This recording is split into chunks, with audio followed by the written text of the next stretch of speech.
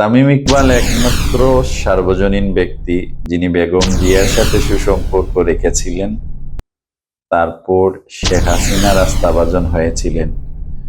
২৪-এর পরবর্তী ডক্টর ইউনূস ও আসিফ মাহমুদের খুবই প্রিয় ছিলেন, আর বর্তমানে ইশরাক সাহেব, সালাউদ্দিন সাহেব ও প্রধানমন্ত্রী তারেক রহমান সাহেবের আস্থার ফলাফল হিসাবে আজকের এই প্রেসিডেন্ট পদটি অর্জন করতে পেরেছে।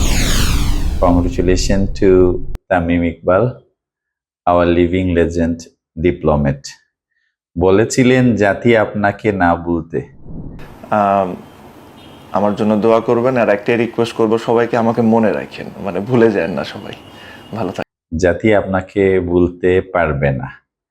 আগামীতে আপনাকে নিয়ে রিসার্চ হবে এটি নিয়ে যে একজন মানুষ এত এত রাজনীতিবিদ ও দলের আস্থা ও বিশ্বাসের প্রতীক কিভাবে হতে পেরেছে। আপনার জন্য রইল শুভকামনা। Thank you.